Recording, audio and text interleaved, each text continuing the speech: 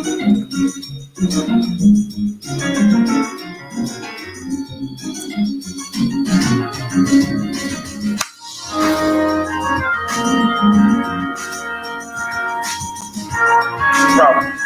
very same time that America refused to give the Negro any land, through an act of Congress, our government was giving away millions of acres of land in the West and the Midwest, which meant that it was willing to undergird its white peasants from Europe with an economic floor. But not only did they give the land, they built land grant colleges with government money to teach them how to farm. Not only that, they provided county agents to further their expertise in farming. Not only that, they provided low interest rates in order that they could mechanize their farms. Not only that, today many of these people are receiving millions of dollars in federal subsidies not to farm, and they are the very people telling the black man that he ought to lift himself by his own bootstraps.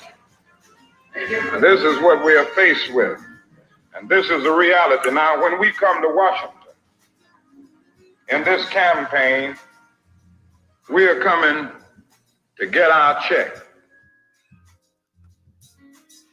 What's up, ADOS and our allies? You know who it is. Angela Nirvana, your hostess with the mostest on the Friends of ADOS TV channel, bringing you those ADOS hot topics and making the case for reparations and a black agenda in exchange for our vote this election cycle. Follow in. I opened with the illustrious Martin Luther King Jr., who in his last 3 years before they assassinated him was demanding reparations. Okay, so that's not what they like to promote about Martin Luther King Jr. That's left out of the history books. Nobody wants to deal with the fact that he was coming to Washington during the People's March to demand reparations. He understood it was not enough that you give us access to the water fountains in the toilets and the restaurants. This was a much bigger fight for Martin Luther King Jr., and that is the ADOS movement, picking up the mantle of where Dr. Martin Luther King Jr. left off and demanding reparations and a black agenda in exchange for our vote this election cycle. So follow in, start your watch parties, share. So glad you are joining me this evening for another rendition of ADOS Hot Topics and the Miseducation of the ADOS in America with 3 Ks book club series. We're reading from Presidential this evening, but I'm going to do a few hot topics before we jump into all of that. So let's jump right in.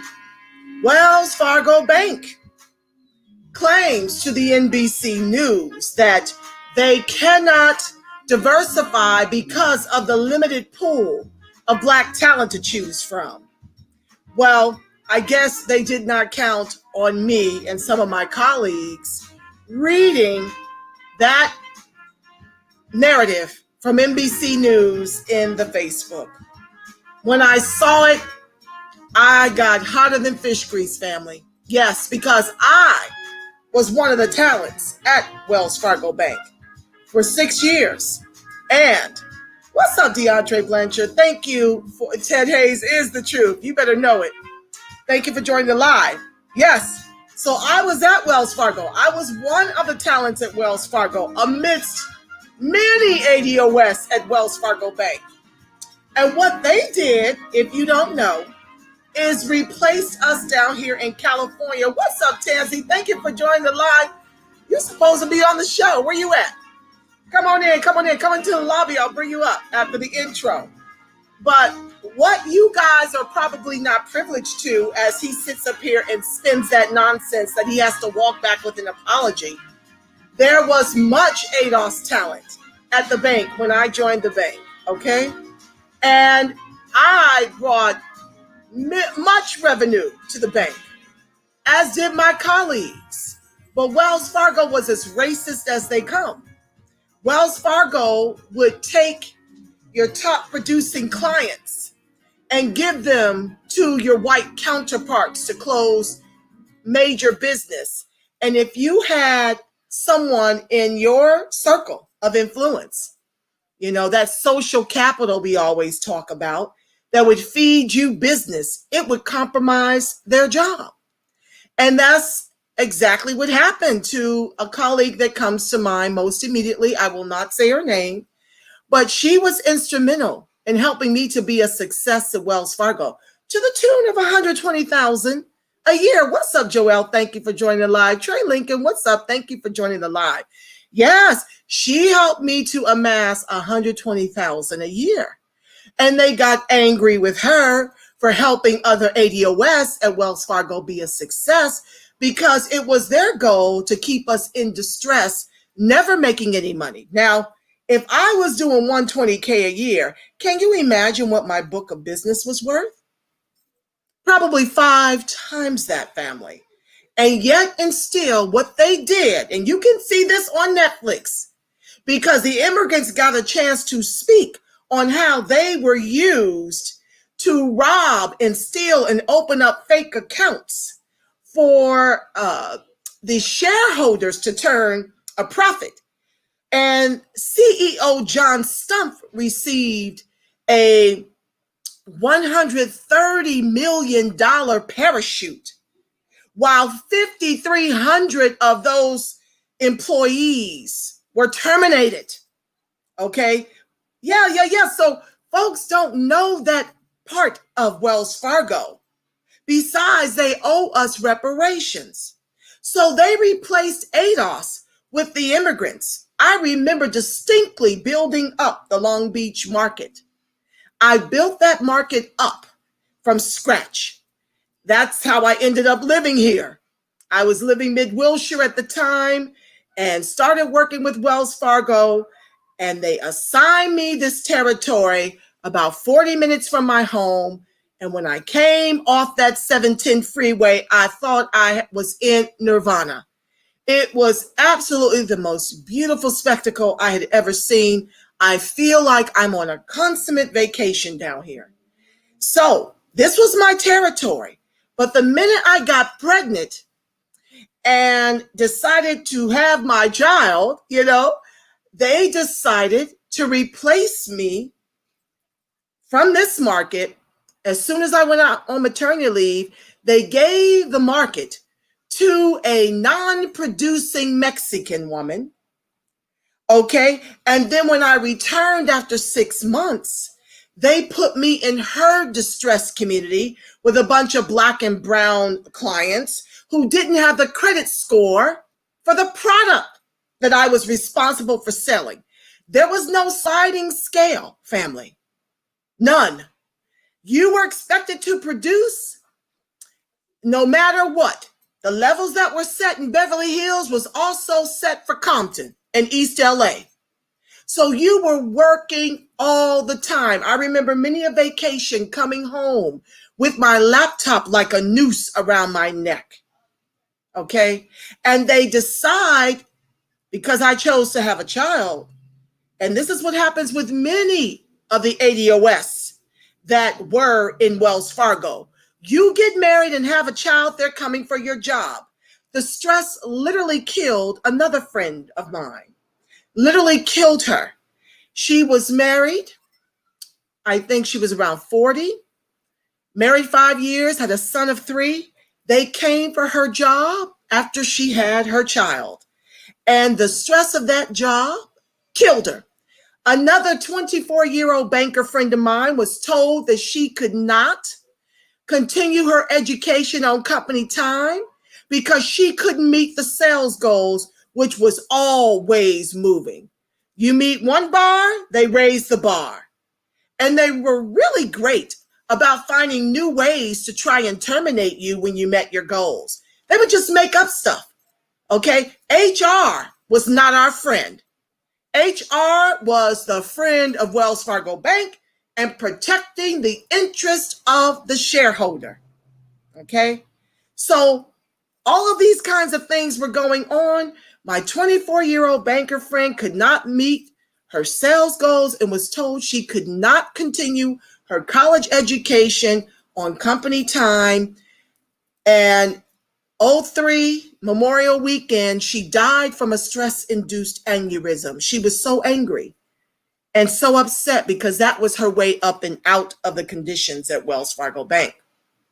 So when they have the unmitigated gall to give John Stump $130 million, and this new CEO has the unmitigated gall to go to NBC News and say we cannot diversify because there's not enough Black talent to pull from. It's by design of institutional systemic racism. Okay? They got rid of us, replaced us with the immigrants who were all too eager to do the oppressor's bidding.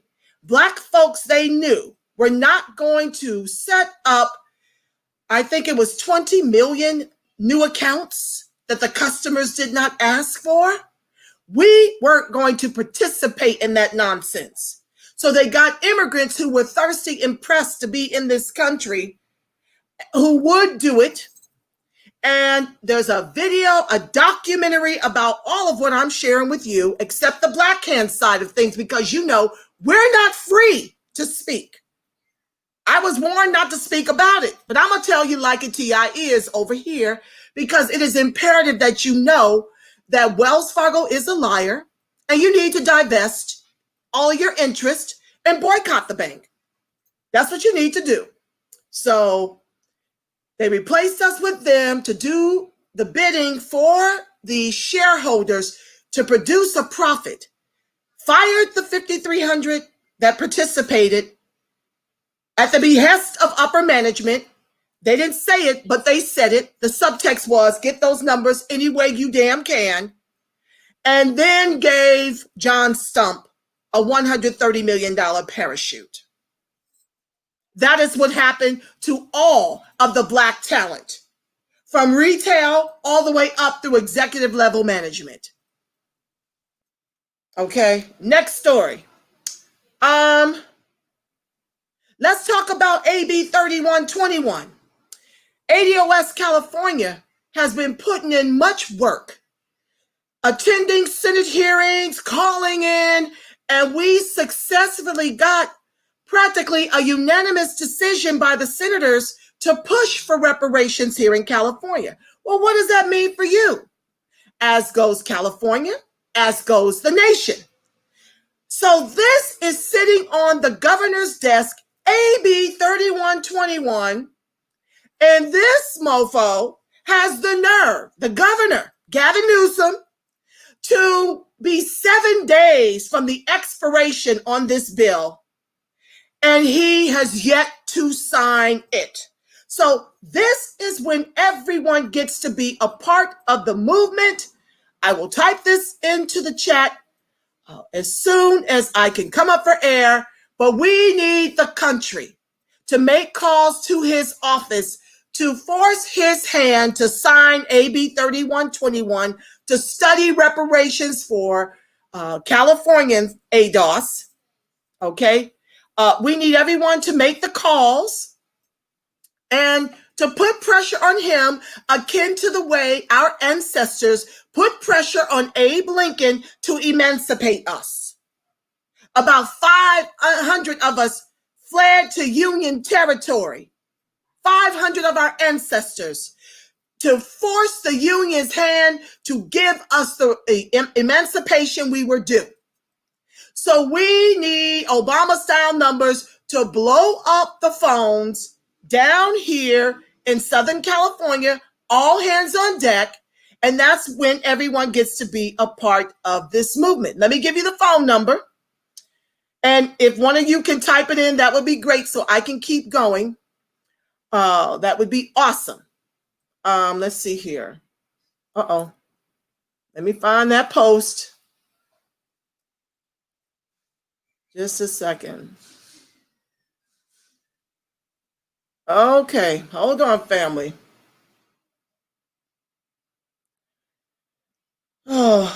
I constantly am sharing with various people, and I'm trying to find the most recent share so I can give you that number. Here we go. Okay. Okay, it says here, Governor Gavin Newsom is stalling the signing of the California reparations bill. We need you to call and tweet now, and you're going to tweet, sign AB 3121 to make Black Americans, ADOS, in California whole for the sin of aiding and abetting slavery. That's 916. What's up, Danny? Thank you for joining the live. You're a soul train. Thank you for joining the live. It's the home of the truth for ADOS' sake. No white splaining in here. Big up, ADOS Kelly. Thank you so much. Thank you for that shout out. I appreciate you. Your soul train. 916-445-2841. And that's 916-445-2841 at CA Governor for the tweet. And the tweet is sign AB 3121 to make Black Americans, ADOS in parentheses, in California whole for the sin of aiding and abetting slavery.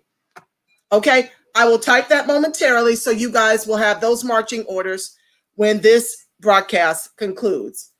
Next, we're going to talk about fixing HR 40. Now, I don't know if you guys know what HR 40 is, but HR 40 is a study that was sitting, thank you so much, your soul train, much appreciated. And it's, if you could type at CA Governor for AB 31, that would be great. And then I'll fill in the rest. Governor, oh, thank you, Joelle. I just appreciate you guys. Thank you so much. Yes, at CA Governor, sign AB. Well, it's not, it's only at CA Governor on the Twitter. And you're going to insist he sign AB 3121. If we can flood him with that over the next 7 days, we got 1 week before it expires. And all of our work, thank you, Black Magic. Welcome to the live. All of our efforts down here, ADOS California and the rest of the country who participated in those hearings to get it this far, we quarterbacked it this far, and now Gavin needs to take it over. And he has yet to do so while signing other bills, okay? But ignoring the most important bill. You must understand there is a $100 trillion egregious racial wealth gap that we're trying to close. That's hard to do on the federal level. So we're going after the state, and we have been putting in much work so this bill can get on the ballot and actually get this study done so that ADOS can be repaired here in the state of California. And this is cropping up all over the country, and he is stalling. So we need your help.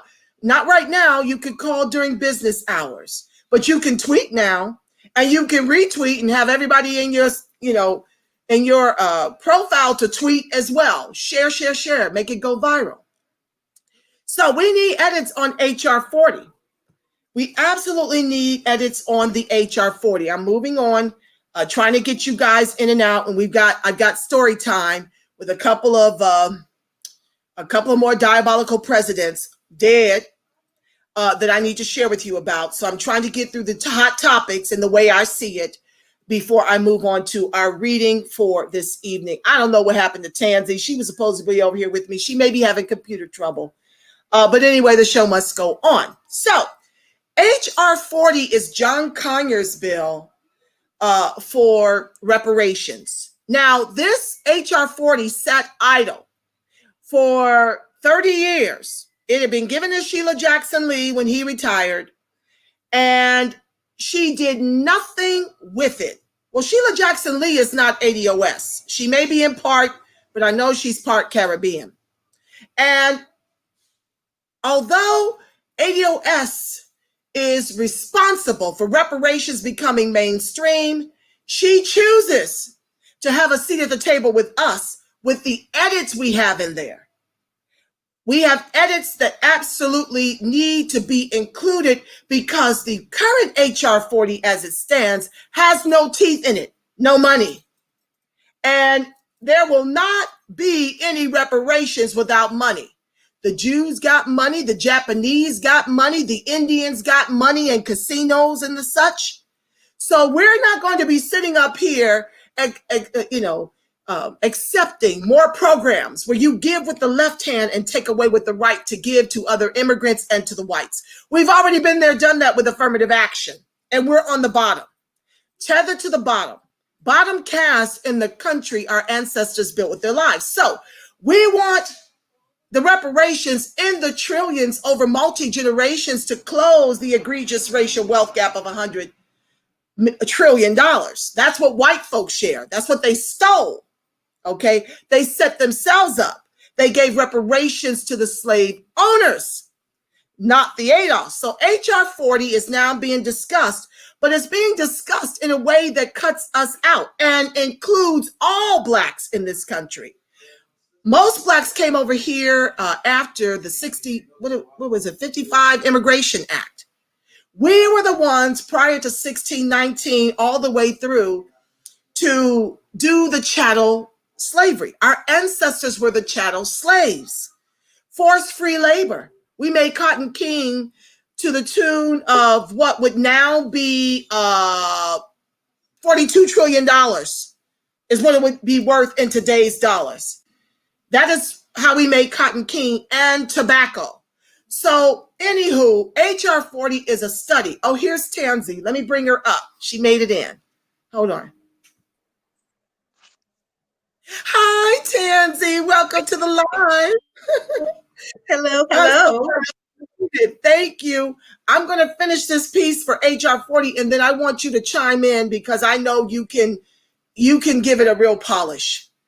But anywho, so the HR 40 is intended to make us whole. And right now, it doesn't have the teeth to make us whole. It's lacking money, and it's lacking in specificity of the group that's been injured, which is ADOS. The other groups, we are their reparations. They're over here, and as I've shared on prior shows, they're thriving quite well. They're doing quite well financially.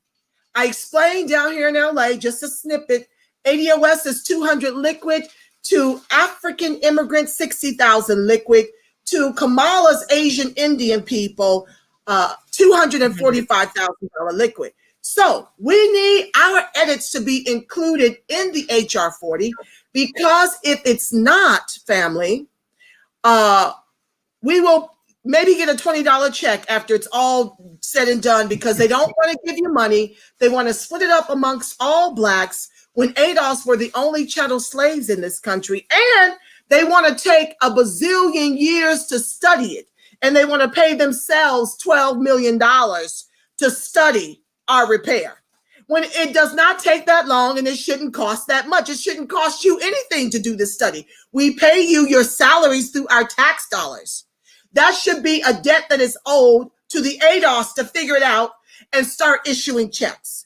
And so we need your help fixing on HR 40. I'm going to take a breath, turn it over to Tansy, who's got more information, so I can type as she speaks. Tansy, take it away. Yes. HR 40, as she spoke, as she said earlier, it doesn't have any teeth. It's supposed to be setting in place committee so that they can here I am.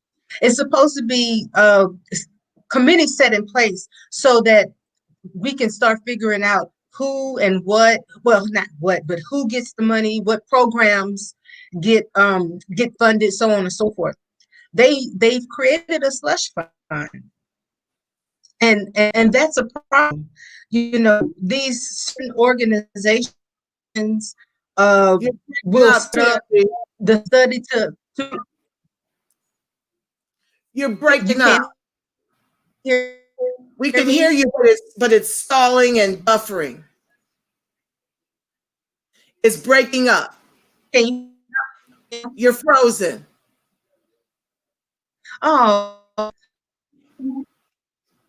okay. I'll speak louder. Is it still breaking up? Not right now, but your Oh, picture I don't know kind what of to do. freezing. I don't know what to do now. Keep going Is because it it's. still breaking up? I can hear you clearly Am I now. still frozen? You're frozen. Okay. Your picture is stalling out, and the Okay. sound is So, blurring. Keep going. We can hear you. well, we need to get with our legislators so that we can pressure them to add St. John 40 have teeth, and it gives it a lot of strength, because without it there is very little strength. And I can go over the 6 essential edits that we have for HR 40. Yes, please I'm do. not sure. Yes, I'm not sure if you've gone over all 6 of the essential edits. No. Okay, so I'll go over those edits. We want experts is the first thing. Experts should be commissioners, should be selected exclusively by Congress. It shouldn't be what we can see now is someone's friend and a loved one, or they've been doing this for a long time. No, we want experts. We don't want you to be tried out. The thing is, there should be no pay for commissioners or their organizations. That will set a bad incentive if you do things like that. Things like nepotism and the just getting in, my friend, quid pro quo kind of situations. And that's not what we want either. The eligibility criteria is another thing that we all talk about as far as for who actually gets to receive the reparations. The commission should be directed to set as eligible recipients Black American descendants of U.S. slavery.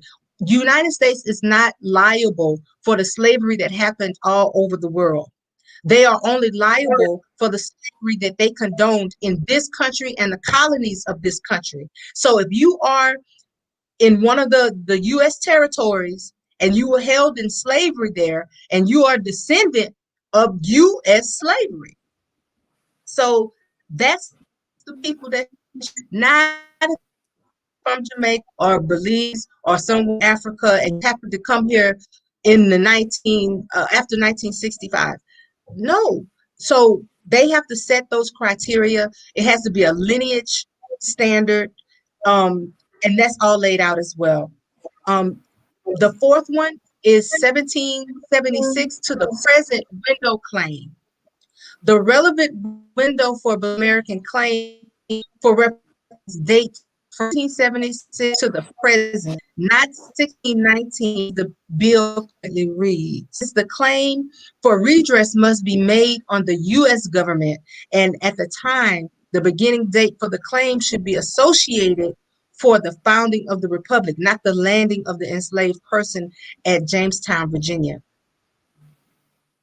And so that's in there. The fifth one is effective racial wealth gap redress solution. What they have in there doesn't do that now. It doesn't close the lineage.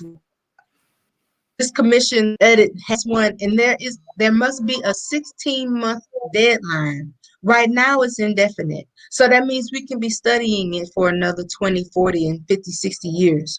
And everybody's getting rich because they've set it up to where they can have $200,000 paid to each one of these commissioners a year.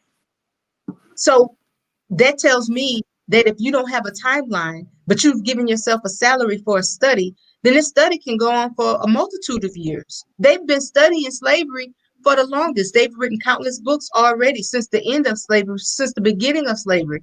They knew exactly what they were doing. This government did. So there's no need to study. We already know what the output is. We already know what the outcome is. We've had this study already done, you know. So all of these things have to be added to make HR 40 worthwhile. Because if they don't, then it's just gonna it doesn't have any teeth, and it's not going to be a valid document, and it's not going to stand up in court. It also reads like CARICOM reads. And CARICOM doesn't have us in it, but we have CARICOM in it. And that in itself is not right. Can you explain?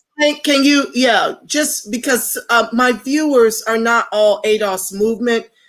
Some are just, tune in. Can you please explain about CARICOM and what you just said? Could you unpack it for my audience? Yes. So CARICOM is the reparations claim that the Caribbean islands and the island nations there have against Great Britain or the British.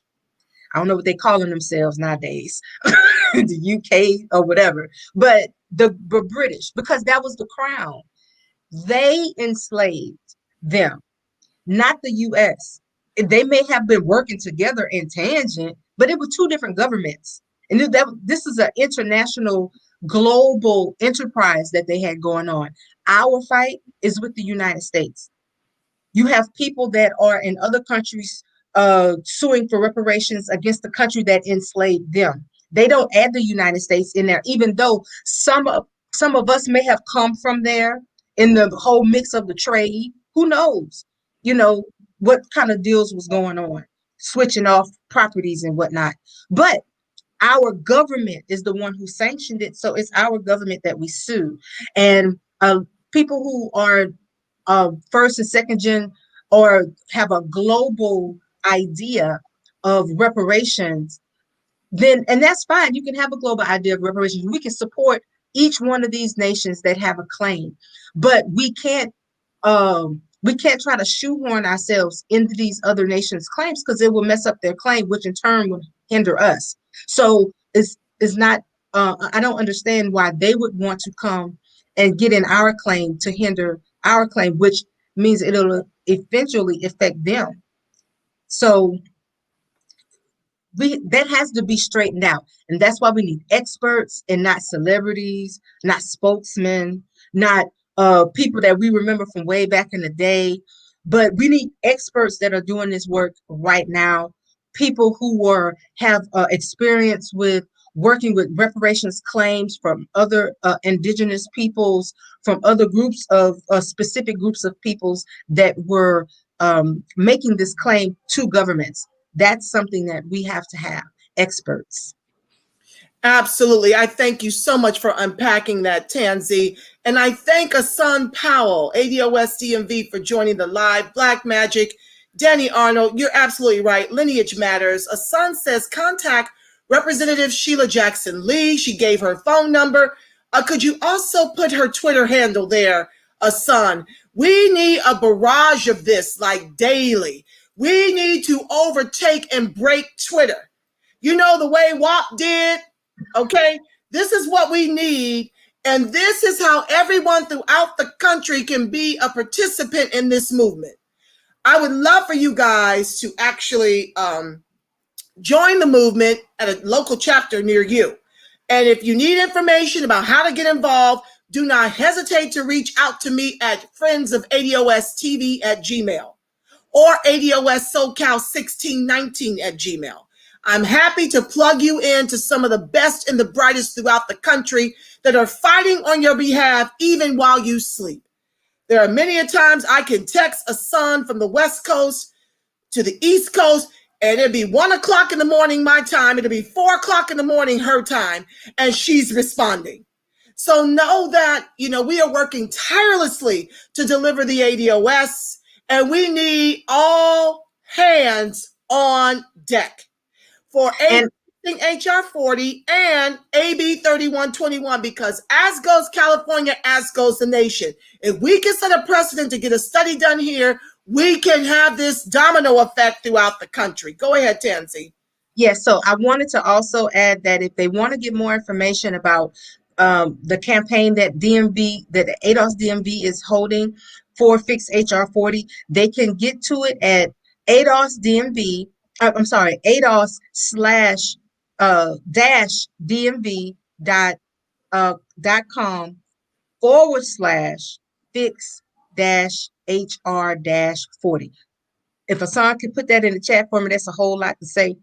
I'm so sorry. Yes, please put Yeah, that in did the you, chat. yeah, please put that in the chat so we can get so that people can see what it is that we're talking about, the 6 fixes that need to be added to the bill. Absolutely. Okay, the namesake of time, we're kind of speeding through the hot topics, but please, if a son could type the hashtag fix HR 40 and what Tansy just shared, that would be very, very helpful. And also, can I give a shout out? I'm sorry. I want to also shout out to Ice Cube. Thank you for tweeting about the bill in California. I want to thank him for that and for that support because people out there may not know, and we know a lot of people chime in on his Twitter handle, and maybe they can get involved as well. Absolutely. Thank you, Ice Cube. We so appreciate you for that. And I thank you, Tansy, for tweeting him. We've got a few celebrities that are speaking loudly about the ADOS movement in our activities. Jack A. Harry is in support, Lunel, Shaka Khan, Ice Cube. These are people we can also tweet. And if we barrage them, now they know that it's of importance to the ADOS movement, and they have more of a connection to the higher ups. They have more connections politically and can actually help us get this work done. So we're forever grateful to all the ADOS and ally who are assisting us in this effort to close this egregious racial wealth gap. With that said, Tansy, I'm going to transition into the CBC and how they screwed us over with this recent barrage of us expressing an interest to participate in an HR 40 discussion that they in turn got their numbers up for enrollment, and then they turn around and pre-record it and turn off the comments. Could you share and expound on what happened? What's up, Kunta? Thank you for joining the live. Victoria, thank you for joining the live. Go ahead. Yes, ma'am. Yes, so we had people set to attend the ALC's conference that they have, the annual legislative conference. And so we were going to express our support. Actually, this is actually support for HR 40. We want them to amend it. You know, we're not asking them to throw it away. We are supporting HR 40 and we want to make it better. So we were going to be there to express this. Well, I guess somehow either they figured out that we were going to come, or maybe they just decided that they were going to be preemptive and pre-record and not even follow the schedule that they had. So if you showed up at the prescribed time, that was not the forum that they were actually showing. And then once they actually did show it, it was 2 time slots behind. They put it on YouTube. So people were beginning to write their comments into YouTube. They took all of those comments down and then they locked up the comments so you couldn't make comments on the HR 40 presentation that they gave. They had a bunch of celebrities there, people that had nothing to do with HR 40. They were not experts. You know, John Legend is not an expert on anything about HR 40. I mean, he may have a interest and he may even have some nice things to say, but he's not an expert. You know, he's not the person that shouldn't be the go-to person on a forum for the Congress to be speaking with. So That's like they did with Cardi B.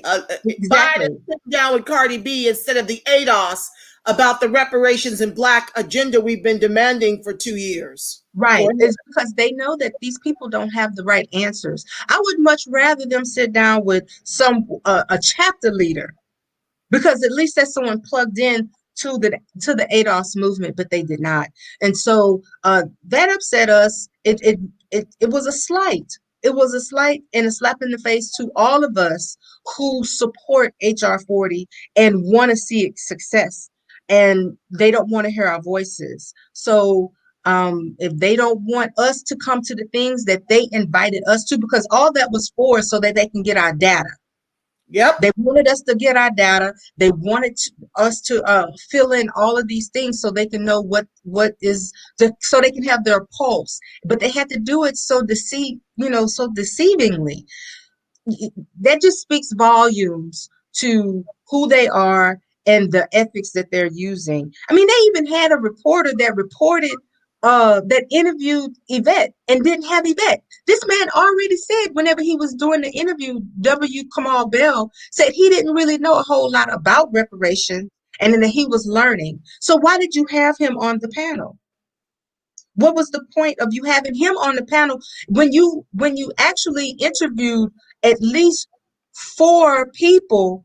Well, yeah, at least four people who could have been considered experts in the field.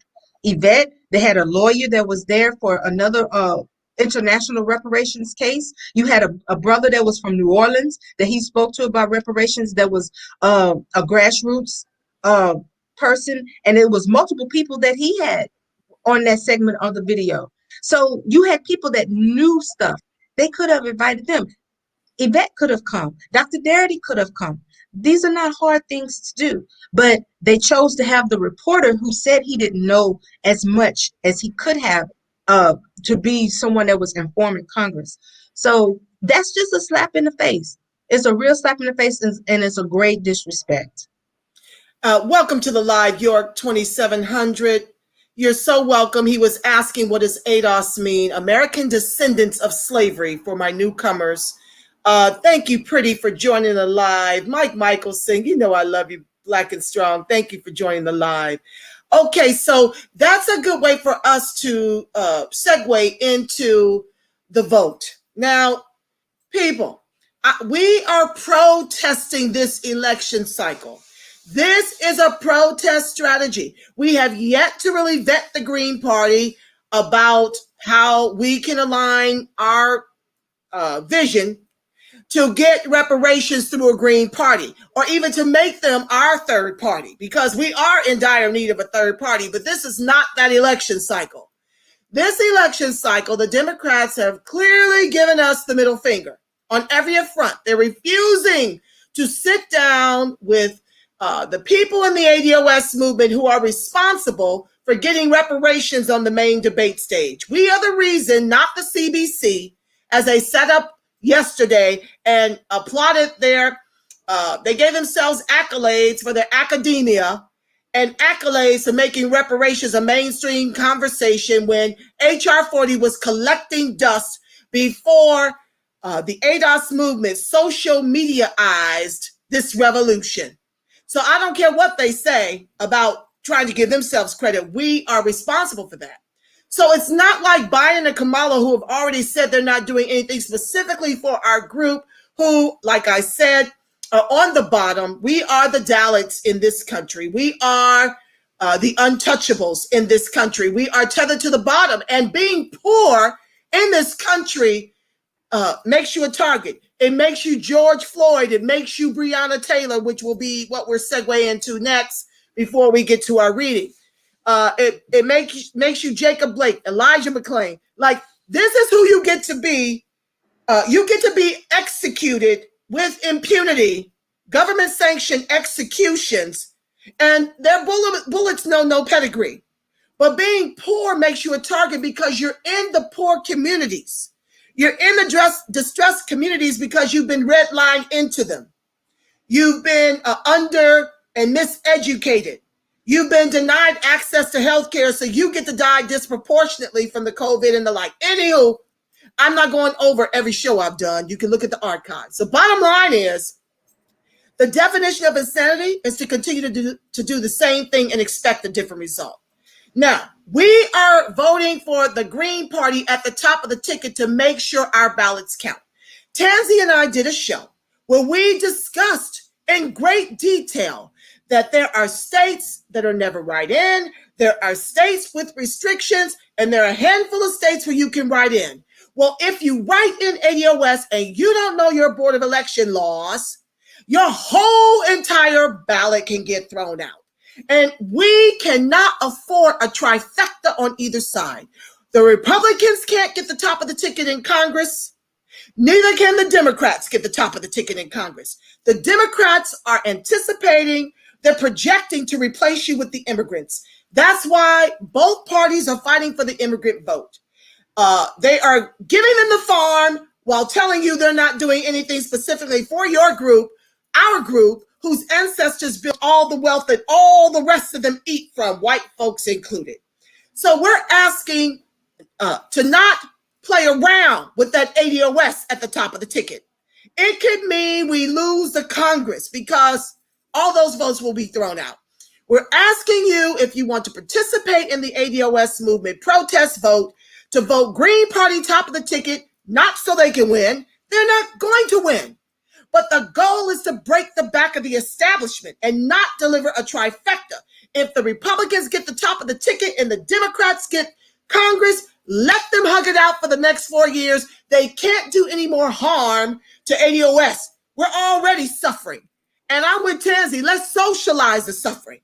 Let them socialize the suffering and fight amongst each other to try to get anything done. If we lock it down, then we have more time to get our edits pushed through, and we have more time to make the Democrats sing reparations in 2024 when they running for the seat. If not, we will wash, rinse, and repeat. So I repeat, voting Green Party top of the ticket protects us from suppressing our own votes. Unless you're going to research your Board of Election laws, do not throw away our vote. Do not suppress it. We need Obama-style numbers at those polls. Furthermore, Green Party, although not vetted, they are in fact offering reparations on their platform, and they have an ADOS running for VP Angela Walker. Tansy, could you speak to some of the conversations you've had with Angela and why it's imperative that we cripple and shut down this government, how America must fall as we know it, and ADOS has to be the one to do it? Yes.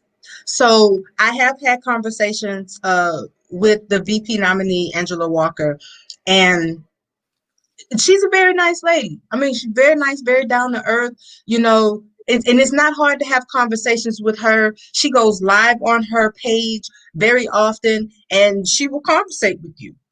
Just as simple as that. If you go live with her, she will conversate with you. So I have had conversations with her, and anyone, if they wanted to catch you when she go live, Facebook, she goes live on Instagram, and she also goes live on Twitter. And I had questions. I wanted to know, how do they feel about reparations, and reparations platform, how did they come up with that kind of stuff? So she put me in contact with some people that I could speak with on that and get more information. They have a National Black Caucus and those guys are extremely nice. They're happy to see ADOS coming. They're on this big push. And if we are smart, we realize that almost a third of the country did not vote out of protest. More people didn't vote than people voted for either side.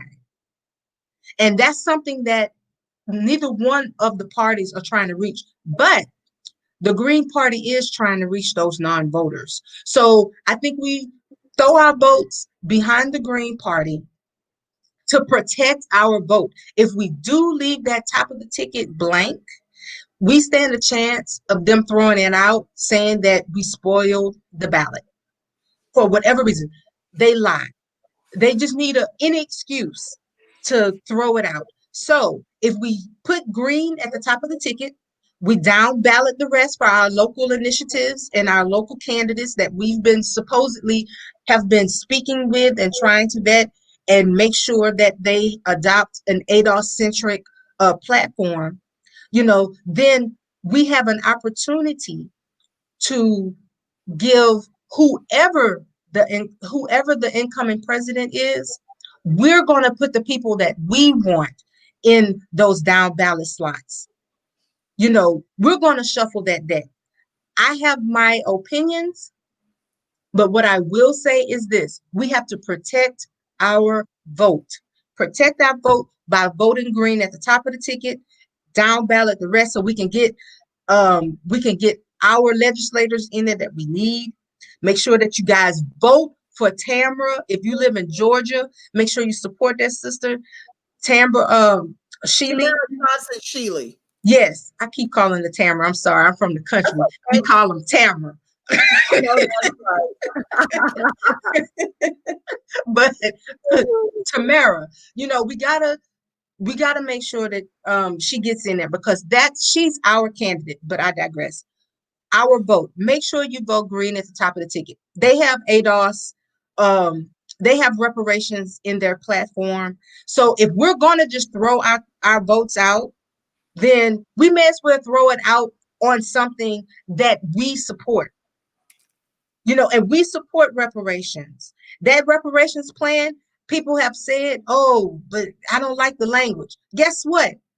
It's language that can be fixed. It's language that we can work on. Aren't we doing that for HR 40? These people have a reparations plan. The Republicans and the Democrats don't even have one. Come Not on. one at all. So we don't have anything to even work with them, but we have something to work with the Green Party. They will be happy to sit down with us and talk to us. If you live in a state or a city that has Green Party candidates, I implore you, go talk to them, see what they have to say. Look them up, see what their platform says. You got 45 days, and if they want their vote, they'll do the work. So we can't just be so stuck and so stubborn to where we just, oh, I'm not going to ask anybody or whatever. You have other people out there. Look into them. Be politically astute. Do the work.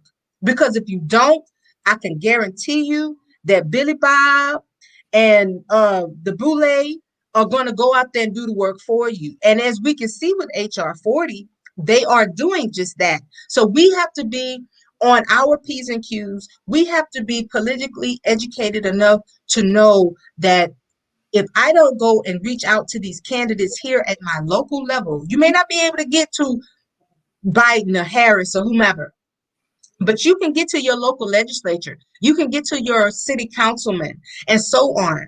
And talk to them and ask them what their platform is. A lot of those people still work regular jobs. So they go be in the office. They're not around the country campaigning like some of these big ticket guys are. So don't forget, work them, go to them, and let them know that you are a registered voter, you are their constituent, and we want to know what you are going to do about X. So protect our vote. Vote green at the top of the ticket because Biden, the GOP, and the DNC don't care nothing about us.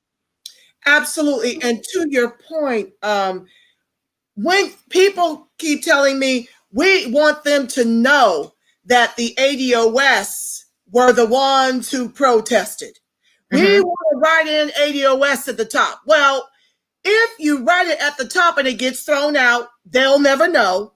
Second, since the Green Party is offering reparations, don't you think that if an overwhelming number of Black folks are missing off their voter rolls, but included in the voter rolls for the Green Party, don't you think it's reasonable to deduce that it was ADOS who voted green because reparations was on their platform?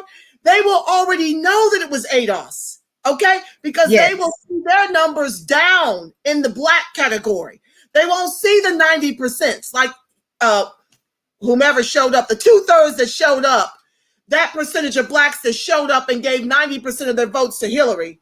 They won't see those numbers for Biden and Kamala. So it's reasonable to deduce that that's where we are, because the second part too is we will get the Green Party to 5% so that they can be on the ballot throughout the entire country. Tansy, I want you to speak a little bit on these restricted states and actually how leaving it blank may get the ballot thrown out. Yes. As far as wait, we have in the box, ladies and gentlemen, the one, the only Tamara Johnson Shealy, running for Georgia U.S. Senate, family. She is in the chat, and it is on us to get her that Senate seat in Georgia. We need all hands on deck. Welcome, welcome, welcome to the live, Tamara. It's an honor to have you over here and a privilege, and I hope that you get another window. This sister is so cold to the bone. She has used the funds she has raised to rent an RV to go and talk to rural Georgia for that vote. Show your love in the chat, family. She is in the chat and she is a cold piece of work. She is not stopping at anything. She's not allowing the fact that the other Democrats that are running on the ticket have the establishment behind them and the millions. She's going to pull a Cori Bush down in the GA. Trust and believe me when I tell you, Cori Bush didn't have the money either. And she is a real contender. Okay? So please, she ain't letting none of it stop her. She's got ADOS for ADOS on her mind. She has linear, singular vision when it comes to bringing reparations and a Black agenda to the Congress. And we need 200 more like her to replace the ones who are in there playing about it, who want to sit up here on HR 40 and build the system for a bazillion years while they line their pockets and we never see the light of reparations. She is in the chat and everyone needs to go to TamaraForGeorgia.com, donate, support, volunteer, and spread the word and tweet to give her the vote and Facebook to give her the vote and Graham to give her the vote. She is ADOS for ADOS, family. So please support. Tansy, did you have anything else to add to that rant about Tamara? No, but we love you, Tamara. I think that was enough said. Enough said. I'm going to drop the mic on that one. Okay, but anywho, I was talking about the Green Party. It is clear that the Democrats are giving us their butt to kiss, but we need to work with them in a Congress, which is why we need all the ballots to count. We need to work with them in Congress because 42% or more since COVID of ADOS rely on government by design of institutional systemic racism. So we need the votes to count. And if you're not going to read your Board of Election laws thoroughly, which many ADOS will not, I need for you guys to help the Green Party to get to 5% so they can be on all the ballots and they can be a real contender the next election cycle. Let's help them do that because they are for reparations. And once we achieve that, don't you think we'll have a seat at the table to give them those edits? Anywho, Tansy, I wanted you to speak on leaving it blank and how that too could get it thrown out. Could you talk about that real quick before I jump to Brianna? Yes. So if you leave that the top of the ticket, it's not illegal to do so. Right now, hypersensitive environment when it comes to action. So what we are afraid of, and what many people all around the country are afraid of, is the cheating that's going to go on.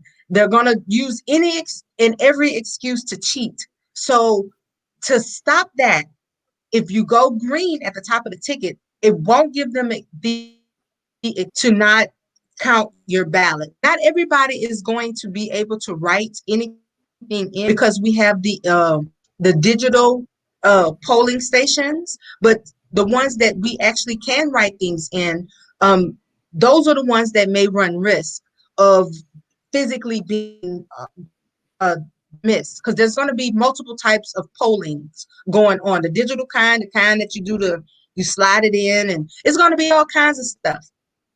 So what you want to make sure that you do, protect you by going green, voting at the top of the ticket, so don't throw it out. No, the Green Party is not going to win by some fluke of the imagination. If they get enough write-ins, then okay, then they win. Then even better, because then we already know we got our people in there, and that reparations is going to be on the table. We don't even have to fight about it. So, but right now, it doesn't look like they're going to win because of all the write-ins, and they've also been taken off of rolls in some states. So this is a protective measure. And if we give them that 5%, we get involved with the Green Party so we can help them fix whatever the things is that needs to be fixed, because we aren't there. That's why they're not fixed. Just like Yvette said, Operation Takeover. You have to be there. in order to fix Operation these Bingo. legislations. Yes, Tanya it's Prince, part of thank you for joining the live. Oh, yes, I'm loving it. I don't know why you're breaking up, Tansy. I might have to put you on the phone. I might. okay. It was good and then it wasn't. I don't understand why we can't keep your I voice don't know. clear. It's driving me crazy. Okay, let's try to get through Brianna because I got to do story time and we're at an hour. Okay, family. All Now, right, go ahead. you know I have been lit over Brianna. This Daniel Cameron is a Republican in Kentucky who did not bring any charges against the officers for executing Brianna in her own home.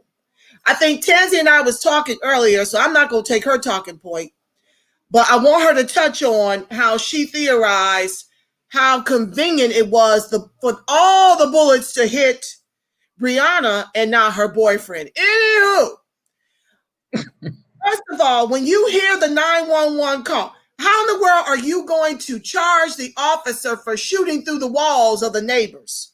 Because I don't know how many rounds they shot up specifically. I think it was about 32 shots or something. They just sprayed her apartment, her home, her house, and riddled her with 8 bullets, I think, hit her body. Six. The bottom line Six. is for the 6. Okay, thank you for the correction. The bottom line is this for me. These are my comments, and I'll let Tansy take it, and we'll get into the reading and pray you out. The bottom line is this for me. I heard this man's distress call. Now, and he said on that 911 call, he didn't know who it was. And so he shot because he did not know who it was. Now, the officers had fled after they killed Brianna. When he called the 911, they did all that damage and left. That's why he was like, I'm not sure who shot in our home. I shot back, but I don't know who it is. They were banging on the door and then they came through the door and started shooting. So he did not even know it was them. And yet they're going to sit up here and say that they cannot prosecute these executioners because one lone person from some far off land appears and contrary to the rest of the neighbors who were privy to all the malarkey, he tells them that he heard the officers announce that they were at the door before the shots were fired. So whoever this mysterious person is probably a made-up story to give cover to these cops, because what they're trying to act as if they operated in self-defense. And so basically, you literally can be assassinated in your own home with impunity is what this outcome has been. And they put that $12 million at the top and settled the civil suit before to try to buffer the blow that was coming. We should have known. Vicki Lewis, welcome to the live. ADOS Zanira, thank you for joining the live. We should have known that this was going to happen when that money came before the charges. We should have known, but we somehow set ourselves up to believe, I did, let me speak for myself, that if enough momentum was behind Black Lives Matter, Breonna Taylor, they've been turning up in Kentucky, that somehow these officers were going to be charged with her execution. Like I said, if you go back and listen to the 911, he was oblivious as to who had done it because they left the scene.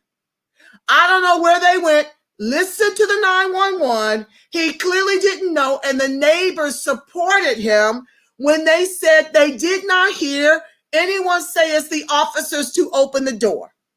Now, they may have knocked forcibly at the door, but what are you going to do?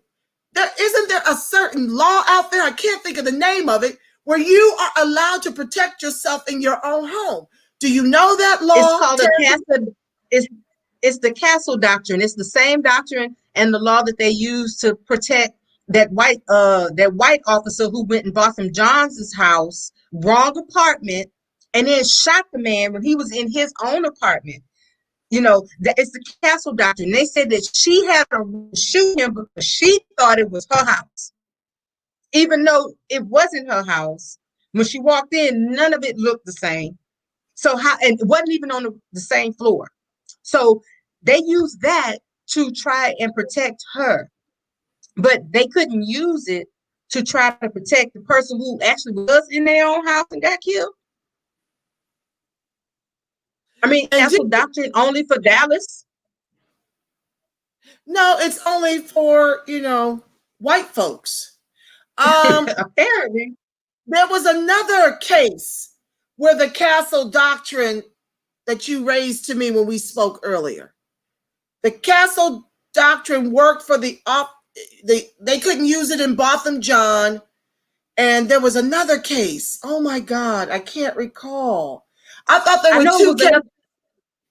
It was another case where the girl was in there playing video games with her nephew, and someone called. Yeah, and they shot her through the window. Yeah, they saw her light on. And they saw her, the neighbors called to get her protection because they saw her light on and her door was ajar at midnight. The officers really came over there, did not announce themselves. Now, she didn't shoot anybody. She was shot through her window because apparently the glow of the TV and the door was open, probably to get some air. I don't know, but it wasn't grounds to execute her in her own home. And now Breonna Taylor. And that's the third one. The third one. So they're setting the stage to let these race soldiers literally come to your home, not announce themselves, and kill you and get away with murder. They can execute you in your own home. Furthermore, I'll let you take it in a second. Daniel Cameron is Mitch McConnell's protege. Now, he's married to a white woman, but rumor had it that she's in fact Mitch McConnell's niece. I can't find any proof of that. I found that he is Mitch McConnell's protege. You see why all skin folk ain't kinfolk, family? You understand that there are a bunch of black coon, self-hating white supremacists in our government? Okay, anywho, running our cities, running our states. So you can't be fooled by the fact that he was the prosecutor in that case because he literally brought no charges and he is on Trump's short list for the Supreme Court to replace Ginsburg. Are you serious? Absolutely serious. It's all throughout the news. It is all throughout the news. I posted it all up and down my feed. So do you see the correlation between Trump and Mitch and how this man is about to be promoted for protecting the race soldiers to the highest court in the land so they can continue to hang us in the laws? Because this is where the issues lie. It is the law that gives them qualified immunity. And Barack Obama signed the Blue Alert Law. They've got all the protections while he sang Amazing Grace for the North Carolina 9 that were executed by Dylann Roof. You guys need to join me in my book club reads of Global Pan-Africanism. Get your passports ready. And we're going to talk about white nationalism and black interest in this country, because it is about to be on and cracking when you see them let these cops off time after time after time. You need to be looking to Africa. Okay, that's my advice to you. I will type in the books I need you guys to buy, and I will roll out those dates on tomorrow's show. I was supposed to be here yesterday, but I was all in my feelings about so much, I just couldn't do the show. So I came on today. I'll be on again tomorrow with 2 more presidents. Tansy, I want you to speak to your observations and what you think before I go into my readings, which are very short tonight, family. They're probably about 7 minutes apiece, but I must do them because we must push through. Go ahead, my love. Yes. So I this whole Breonna Taylor thing is just too much. Um, it it's extremely alarming with the presence of the secret police that are now roaming around the country, that we don't have any idea of who they work with, who they work for, what agency, what their names are. That was I thought it was Tatiana Jefferson. Thank you, Yeah. Ados Zanera. Tatiana Jefferson is who that was. Thank you for Yep. that. Go ahead. I'm sorry to interrupt. That's okay.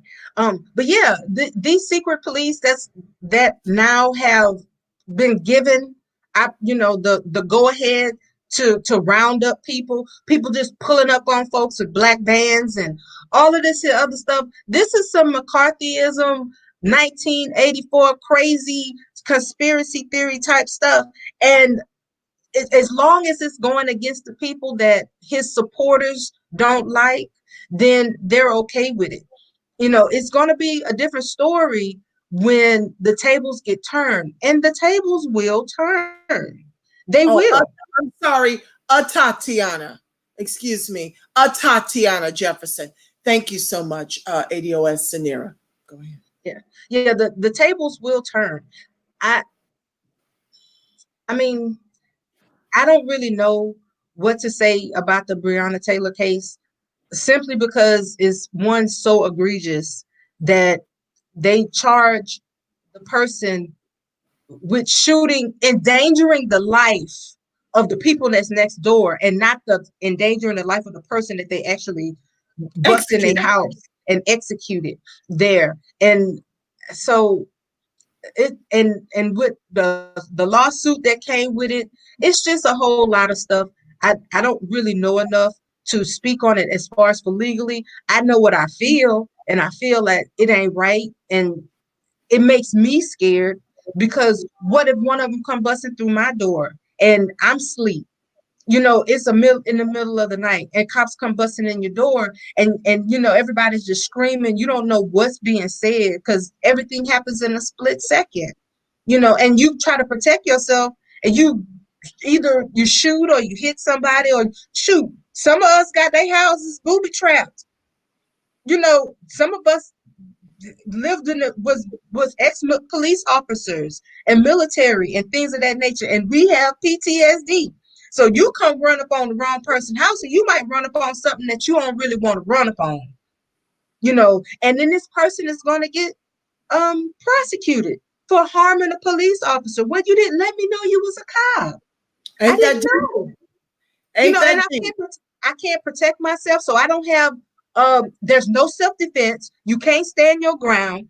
You don't have the castle doctrine, but you can let a little boy from across the state line with an illegal weapon, because he's underage, go and protect someone else's property up and down the street, even though the property is behind him. He all up and down the street shooting and killing people. He's okay, but a woman sleep in her bed, and they thought that she was in there by herself. They didn't know her boyfriend was in there. So they come busting in there, guns blazing and battering ram. Why did you have all of that? You knew that she was in there you thought she was in there by herself, and she wasn't a threat. But you came in there guns blazing. Why? Something is not right about any of that.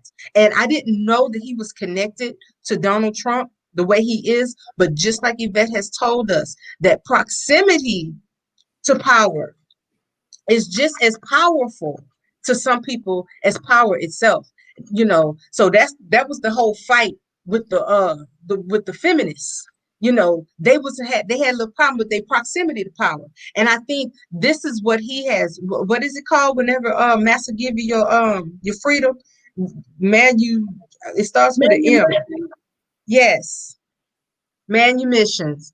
And that's exactly how they used to get it back in the day. If you go tell on, the ones that's trying to revolt or rise up or not be slaves no more, you get your next step to freedom. You get your butter biscuits. Yes, you get your butter biscuits. That's right. So Malika, thank you for joining the live. Naturally, Malika, thank you for joining the live. Kunta, thank you for joining the live. Okay, that's, I'm sorry, I didn't mean to cut you off, Tansy. Was that your, Yeah.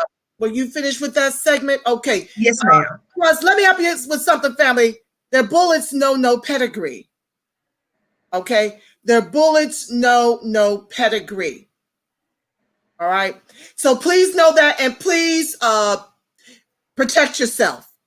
Okay, because there is clearly a race war going on in this country, and they are trying to extinct us in a number of ways. I think, anyway, yeah, so through abortion, 20 million of us since 73, 20 million Black babies since 73. I don't have the current data on that, but they rob us of resources and then plant abortion clinics in our community. You see the correlation. They rob us of reasonable health care. They rob us of the salaries to be able to afford reasonable health care. And then we die disproportionate from COVID. And then we have the disproportionate number of COVID cases. They plant drugs and guns in our communities and then lock us up for free slave labor. 13th Amendment.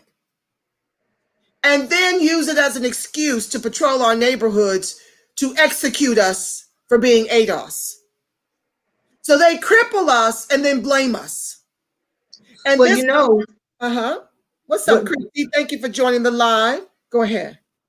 Black people have been a natural resource for America from the inception of this land. We were brought over here to be a commodity. And at every stage of our lives, whether it be within the embryo, all the way down to when we are old and decrepit and can't really move anymore, we have been used and to fuel different industries.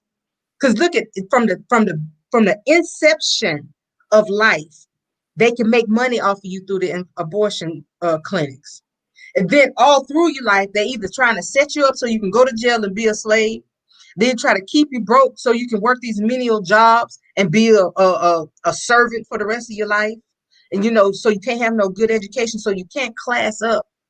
And when you get old, they done rigged the doggone, got your health care so bad that they kill you off all in big spells. So now they got the funeral home industry is just getting a payday with the insurances. So through every phase of your life, Black people have been a commodity and a natural resource for this country to be either used as currency, labor, or some sort of a profit. We have to be smarter than that. And we have to realize that we keep looking at them and saying, oh, we're all equal. Yeah, we may be all equal as far as we're all born as humans, but we were not brought here to enjoy the American dream. We were brought here so that we can provide them with their American dream. Absolutely. A nightmare is a dream too. And that's the part that we live. In other words, family, we're still sharecropping since we were emancipated. In other words, family, as we've been reading in Prejudential, which is a great segue, Tansy, you're free to stay on and comment or drop and enjoy your evening. You let me know which, but we're still sharecropping. We're still mired in debt and having to work for now suppressed wages because capitalism needs a bottom caste. Mm-hmm. Capitalism and socialism are oxymorons. They are juxtaposed one against the other. And so there is no justice or peace for ADOS because they decided we were going to be the bottom because they need a bottom. So they weaponized us to suppress white folks' wages. And we're going to go through that at the top of the year. In the course of 4 months, we will be dissecting this every 100 or so pages. The Warmth of Other Suns by Isabel Wilkerson. In this book, it talks about our migration from the South to the North, the West, Midwest, and the East. And it talks about how they weaponized us against white folks to suppress their wages. And now they're doing it to us with the immigrants. Our wages are being suppressed. Or they're replacing us in the job place. We can't even, when you show up as ADOS, I don't care if you know Spanish down here. If you don't have the complexion for the protection, you're not getting that job because you don't have any social capital at the table. And when you do, they are hired to do the white man's bidding and to keep you out. And so this is why we have to protest vote. We have got to gridlock government.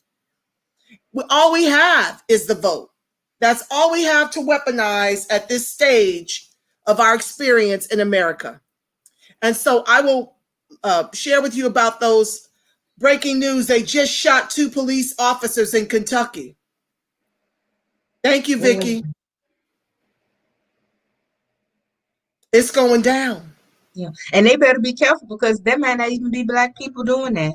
It was a lot of anarchists out there holding up their little anarchist signs. They sent by the Republicans. They sent by the GOP to go out there and be disruptors. That's why they know who to blame. They call them disruptors because they know they sent them. Well, but we'll be blamed, right? We'll be blamed. We'll get the heat for that. I can almost guarantee you may be able to count the number of black people on both of your hands if you went on CNN right now.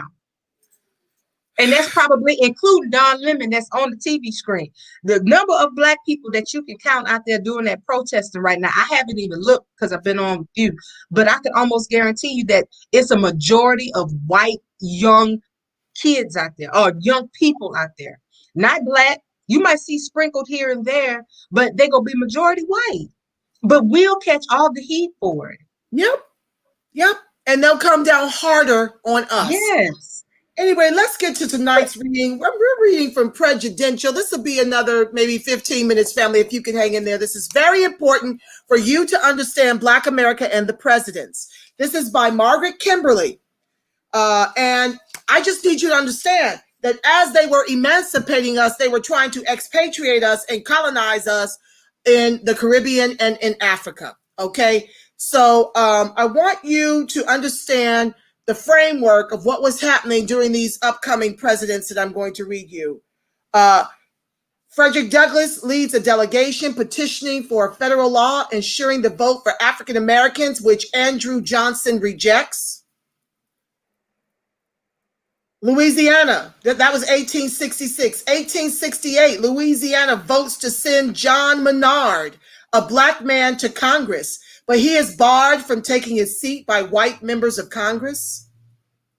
1870, the 15th Amendment to the Constitution allows black men to vote.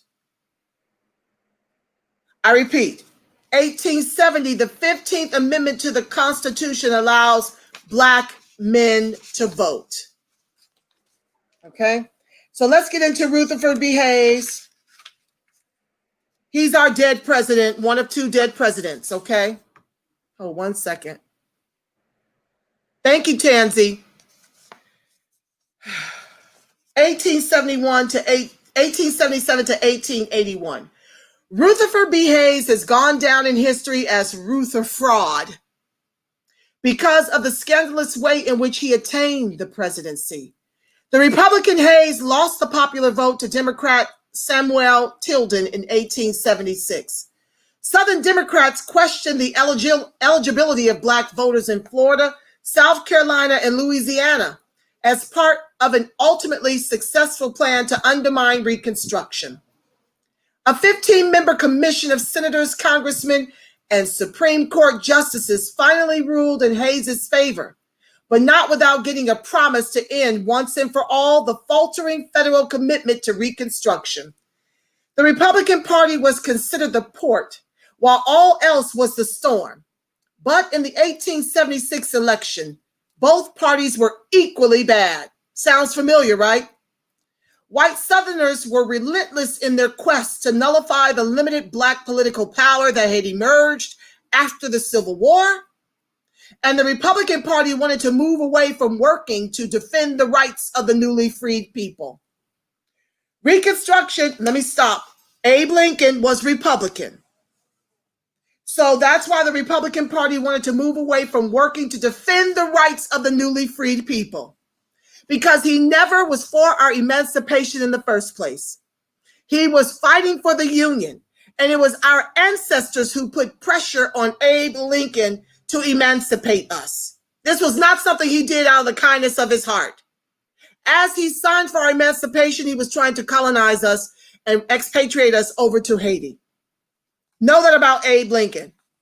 So here you have where they're admitting they're done with helping us, okay? Reconstruction hung by a thread when the wheeling and dealing began to determine the winner of the 1876 presidential election. Hayes's victory was not made official until March 2nd, 1877, just 2 days before the inauguration was to take place.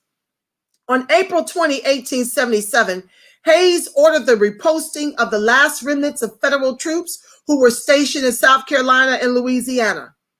Reconstruction had already been killed by a democratically controlled Congress, which would not appropriate funds to uphold the enforcement acts designed to ensure Black enfranchisement. In any case, the departure of the last federal troops effectively ended the last voting rights protections. So our brothers got it in 1870. They pulled out the troops and left us to our own devices at the hands of the KKK and the white oppressors and the white masters, which is why we were being lynched in the whole 9 yards. They weren't able to even exercise their vote like that.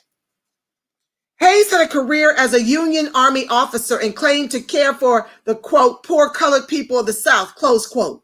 But he betrayed those values because of ambition and political expediency. The press and most politicians had readily accepted the canard that Reconstruction was a failure that allowed corrupt and incompetent Black men to hold office. The press, the media, has always been anti-ADOS. Way back in the gap, the press and most of the politicians had readily accepted the canard that Reconstruction was a failure that allowed corrupt and incompetent Black men to hold office. Oh my God. Tales of Northern carpetbaggers and their Southern scalawag allies were accepted as true. A bloody war and 12 years of a guerrilla campaign had worn down what little resolve existed among white Northerners. So great was the bitterness and fear that many Southern Blacks spoke openly of leaving the Republican Party, but political leaders spoke out against confronting Hayes. Sounds familiar. John Langston, president of Howard University, declared that he had, quote, received from Hayes' own lips the most positive assurances that it was the purpose of his administration to secure by any and every legitimate means within its power and control our protection, promotion, and recognition. Don't we still have the bootlicks giving cover to Biden, to Kamala? Still giving cover to this day. This is why you have to know your history or you're bound to repeat it. The Hayes administration was just the latest disaster to befall Black people since the start of the Civil War. James Clyburn comes to mind. How they co-opted the entire election. After Bernie Sanders won 3 states, Obama made the call. James Clyburn was down there in South Carolina. You can see how distressed his communities are, his Black communities are. Pushing them to vote for Biden. Not that it took much of a push. Most ADOS are not politically educated. So they vote for Biden. Obama makes the call, tells the others that are in the middle of the road to fall on their sword and get behind Biden. So you got the likes of James Clyburn and the rest giving him cover. As our people are in the fight of their lives to prevent becoming the permanent underclass in the country our ancestors built with their lives.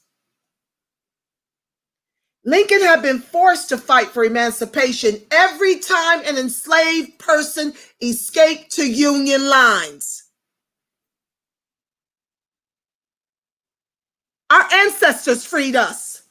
Lincoln had been forced to fight for emancipation every time an enslaved person escaped to Union lines. Aid us fighting for the reparations as our ancestors fought for our emancipation. Andrew Johnson had wanted no part of Reconstruction and was only prevented from undoing the 14th and 15th Amendments by the continued commitment of white Republican Northerners. Grant was supposed to be the president who would realize justice and equality for the newly freed people, but he had failed to fight effectively against those promoting the return of legalized white supremacy. By the time Hayes ran for president, the die was cast against Black people. They were literally outnumbered and outgunned. The hope and joy they had felt at emancipation proved to be illusory. The constant effort to find a friend between the two dominant political parties began its ignominious tradition, which continues into the present day. Having made his deal with the devil to gain the presidency, Hayes did little while in office except veto legislation passed by the Democratic majority in Congress. In the winter of 1878 to 1879, the persistent violence exacted against Black people in the former Confederate states created a great exodus to Kansas. Called the Exodusters, as many as 40,000 people fled their homes in search of protection from mob rule. This process did nothing to inspire Hayes to action. Instead, he wrote in his diary on May 25th, 1879, and I quote, The exodus of colored people from the South still attracts attention. The effect is altogether favorable. The tendency will be to force the better class of Southern people to suppress the violence of the ruffian class and to protect the colored people in their rights. Let the immigrants be scattered throughout the Northwest. Let them be encouraged to get homes and settled employment. He wanted us out of the South. Hayes wrote this nonsense in his diary, so it is safe to assume that he really believed it. Or perhaps it was wishful thinking meant to exculpate his guilt at having thrown the last bit of justice out the window to secure his political fortunes. In any case, he lived up to the nickname Ruther Fraud and began a long line of presidential betrayal. James A. Garfield, 1881, had served as president for only 4 months when an assassin shot him in July 1881. He came to the office after a long history of public service as an Ohio state legislator, a member of Congress, a Union Army brigadier general in the Civil War, and a U.S. senator. In all of these roles, he impacted the lives of Black people, and so we can assess him and his beliefs through them, his limited time in the Oval Office notwithstanding. Hi, Blackboard. Thank you for joining the live. And whomever else has joined the live, thank you. The usual defense of racism is to excuse an individual by claiming that he was a, quote, man of his time. This description certainly fits Garfield. As a young man, he wrote, quote, the simple relation of master and slave was not unchristian, close quote. He referred to himself as being anti-slavery but abjured abolition, saying it was representative of an overheated and brainless faction. The same man who supported arming Blacks in the war as soldiers said, quote, but it is not in my heart to lay a feather's weight in the way of our Black Americans if they choose to strike for what was always their own, close quote. Those words meant little when he had the wherewithal to protect Black citizenship rights. He became an advocate for states' rights at the expense of Black Southerners' rights to vote and to live without fear of white terrorism. These inconsistencies define Garfield as, quote, a man of his times, close quote. His attitudes were not uncommon for a white Northerner, first being anti-slavery, then fighting for the Union and perhaps expressing opposition to slavery, but ultimately putting white people first. The same man who spoke up for the rights of Black soldiers felt repugnance at the idea of their having voting rights. He expressed the desire to send them all away as he never, quote, learned to love them, close quote. Garfield was similar to Lincoln in that he never gave up his dream of an America without Black people. He may not have served as president for very long, but he typified the office's relationship with Black America. Use up the shoes and throw them away.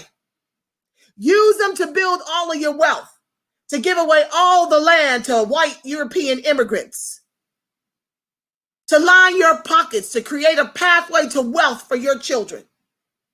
I tell you guys that under Obama's tenure, 1 million white millionaires were created while we lost 43% of our wealth.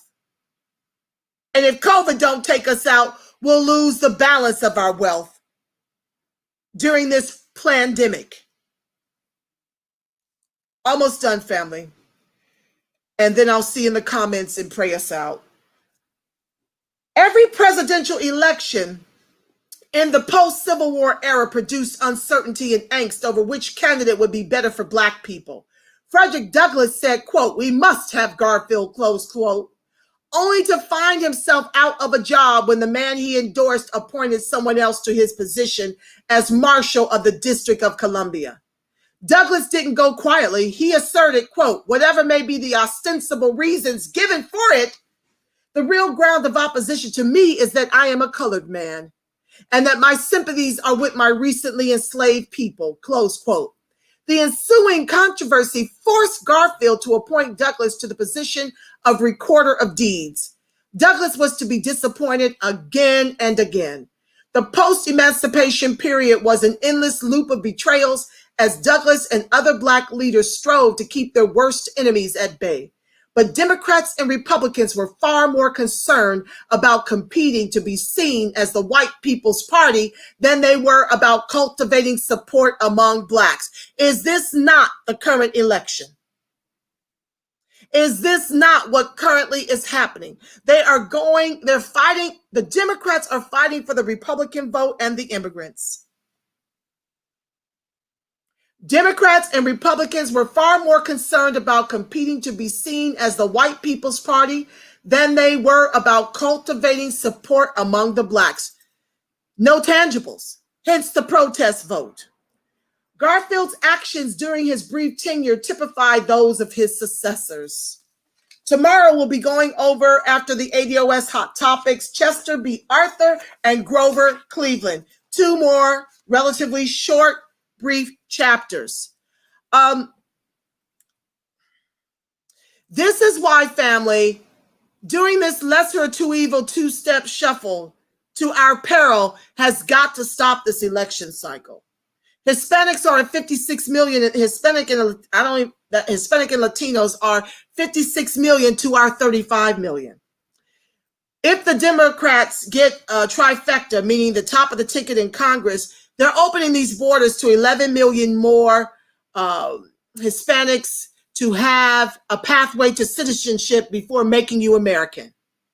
They've already told you they don't intend to do anything specifically for our group, which is suffering the most in the country our ancestors built with their lives.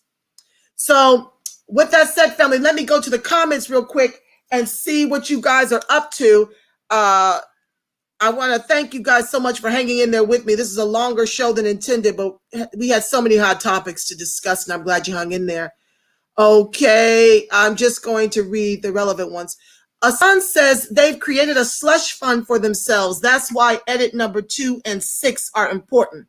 Yes, this is HR 40 that Asan is talking about. This is a slush fund. They want to be able to study our repair into perpetuity while our tax dollars pay them for that. So we need all hands on deck to fix HR 40. We need those tweets and we need those phone calls. So please look through the comments. Asan and the rest, Joelle and Black Magic, I think, were actually typing for me as I was trying to push through the show. Okay, they put the edits in there. Thank you guys so much for being my keyboard warriors. We want Dr. Sandy Darity and Dr. Kirsten Mullen, yes, on the commission to study the reparations. We absolutely do, and we need them. They are our lead economists in the movement, and they've computed about 17 trillion over multi-generations for ADOS repair. These are the types that we need on the commission, not Narc and Cobra and Sheila Jackson Lee. So keep the pressure on, family. Okay, I shared Governor Gavin Newsom is stalling the signing of the California reparations bill. I gave you what to call and tweet. Sign AB 3121 to make Native Black Americans, ADOS, in California whole for the sin of aiding and abetting. Oh, it cut off. Aiding and abetting slavery is what that should say. And like I mentioned prior, as goes California, as goes the nation. Okay, so I guess it spilled over slavery. I gave you the telephone number and the tweet there. So please just keep bombarding him. We have 7 days to get this done, or all of our efforts would be for naught. Okay. Scrolling down. The edits that Asan and the others typed, Black Magic I see is typed. Those are edits from Dr. William Sandy Darity, lead economist. He's been on all the shows. Duke professor, economics, and he has been studying this, and he has a book out that we're going to be going over through the book club series. I'll type all of that post show so I can get you guys out of here. I wish they would try to push this weak legislation, Danny Arnold said. Absolutely. Didn't Wells Fargo commit billions to Hispanic development? Debonair 1, thank you for joining the live. I do believe so. Absolutely. You see, they come over here and suppress our jobs, suppress our salaries, and get set-asides to do better and to climb over ADOS under affirmative action, which is why we don't want any more of your entitlements that you can give with the left and give away with the right. We want that check. I'll buy my home, thank you. I'll educate my daughter, thank you. I'll make my investments and grow my business. I don't need your loans, thank you.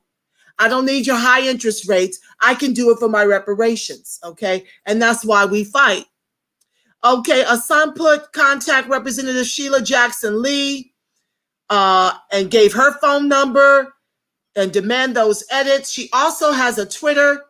I don't have time to look it up, but you can find it if you go over to the Twitter, and you can tweet the same about Fix HR 40 with Dr. William Sandy Darity edits. Okay. CARICOM promotes and supports a unified Caribbean community that is inclusive, resilient, competitive, sharing in economic, social, and cultural prosperity. Thank you, Black Magic, but they have no money. They have no money tied to CARICOM. And that's what they're trying to do with our reparations, and why it's imperative that we force these edits, okay, so that this study can have a number attached to it. Or our reparations is just going to be as empty as CARICOM, which is another reason why they're fighting to get themselves attached. Narcan and Cobra want to get Caribbeans attached to our repair because theirs has no money attached. Danny says lineage matters. Absolutely. A son shared Steve Cohen to call him and demand the edits.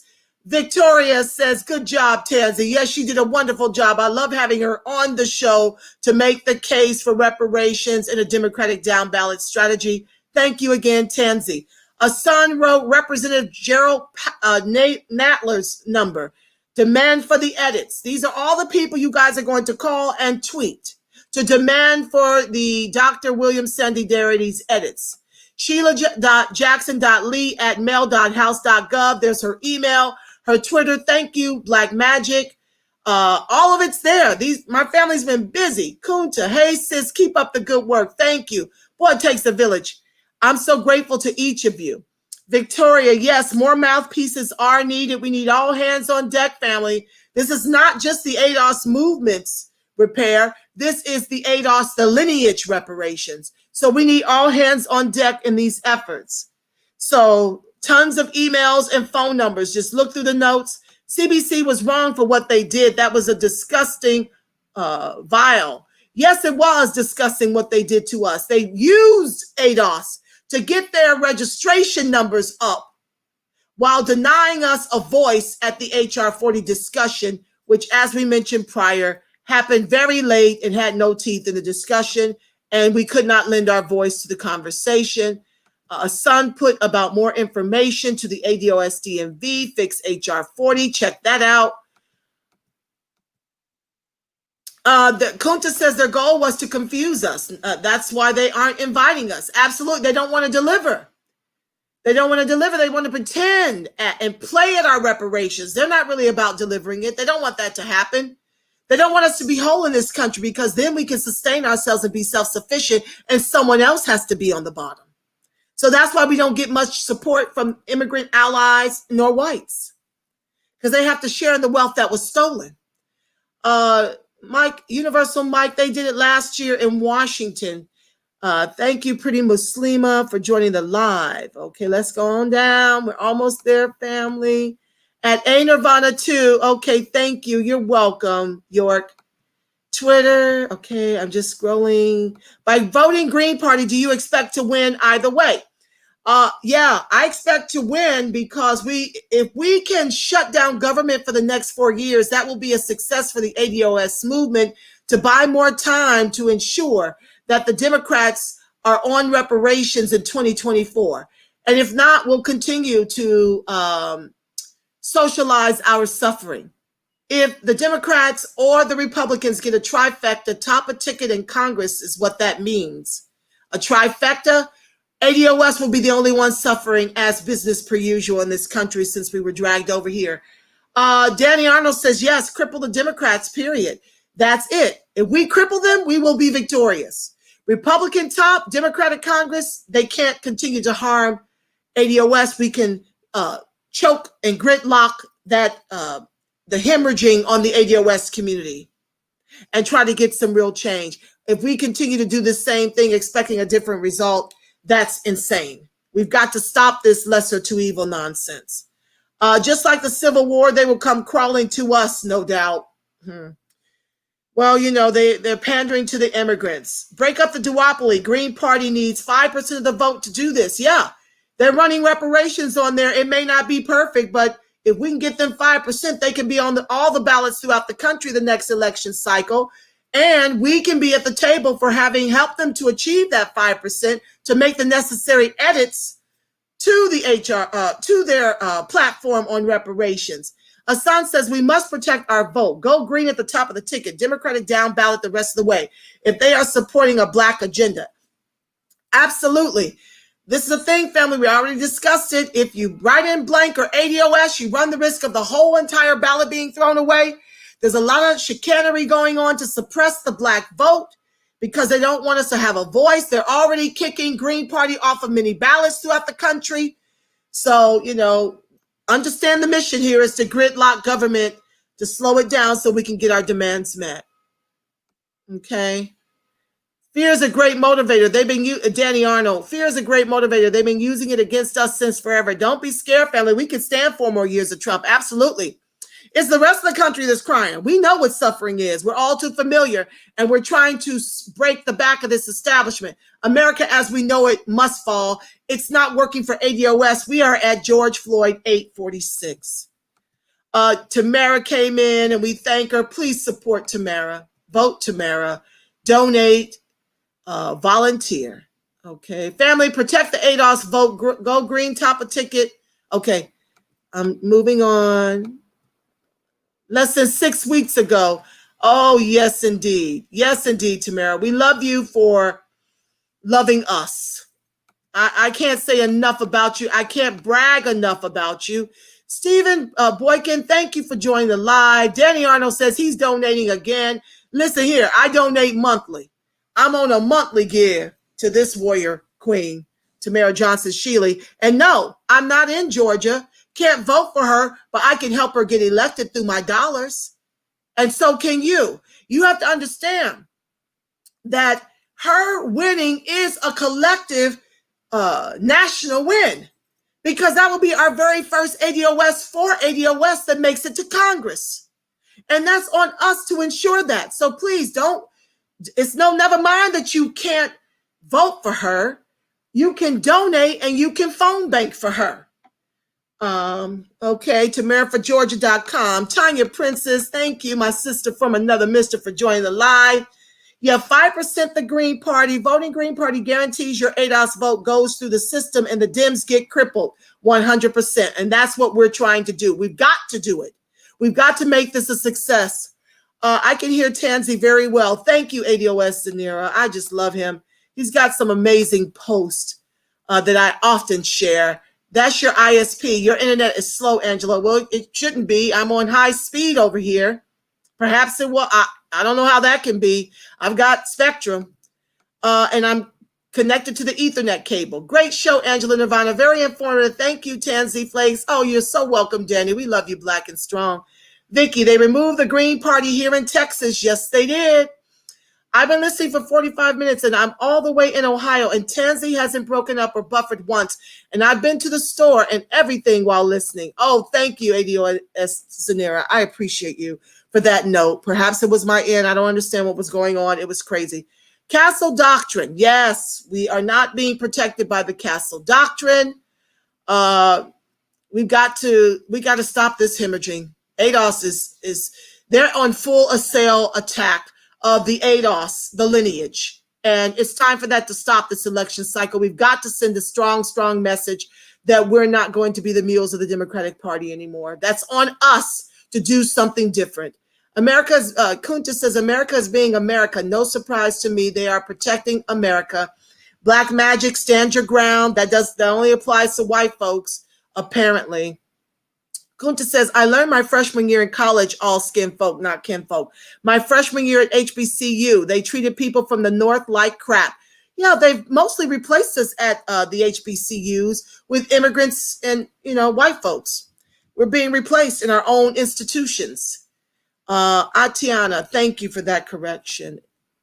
Okay. Hey, beautiful ladies. Hi, Chrissy. Okay, sorry, I didn't mean to click on that. Let me hide it. The meritorious manumissions. That's it. I knew there was another word. Thank you, Mike Michelson. Meritorious manumissions is what Tansy was speaking to earlier about how blacks betray other blacks for the butter biscuits. Black magic. Thank you both, Angela and Tansy, for tonight. I have to get my libations ready. Yes, I don't know if I can tune into Yvette's show. They're on that Breonna Taylor and call-ins, and I'm already. I've cried myself, into a headache. I can't even take that show, so I'm going to pass. Breaking news, they shot 2 police officers in Kentucky. I can't wait to go read more about that. They'll run right by white folks and fight us. Hey, Angela, teach us, preach us. The Blackboard. Beautiful top, sis. Oh, thank you, guys. I try to keep it, fresh and popping over here for you guys so you can have some nice eye candy to look at. I love the fashions, y'all. Y'all probably could tell. I like to get dressed. Not all the time. I will dress up a tank top. Do you hear me? But thank you for the compliment. Tansy, yes, ma'am. I donate monthly and I live in Maryland. Tansy is donating monthly. Oh, Tansy's still typing. Voting green is a punch in the eye to the Dems and GOP. Green up, vote down. Amen, family. And with that said, family, I just want to pray y'all out. I thank y'all so much for rolling with the sister for almost 2 hours, but it was a very important show. Tune in tomorrow. We'll do our next 2 presidents, and I'll probably be a lot more brief, but I usually try to pull from the things I post in Facebook to expound on it to let you know what I think, the way I see it. And I thank you guys for rolling with me tough and strong. Please share this video. It's action-packed, and our people need to be well informed. Thank you so much for joining live. Thank you for your love, your support.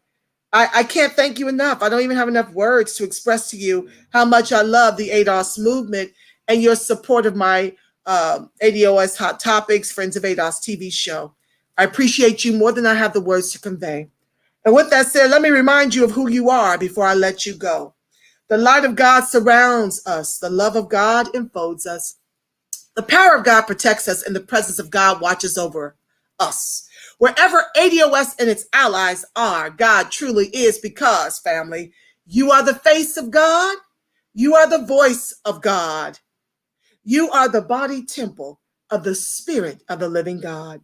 Until tomorrow, family, you go out here and you act like you know who you are, and you make it a beautiful, God-inspired rest of your evening until tomorrow, showtime, 6 o'clock.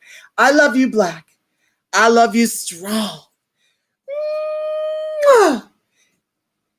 Deuces, peace, family. Ciao for now.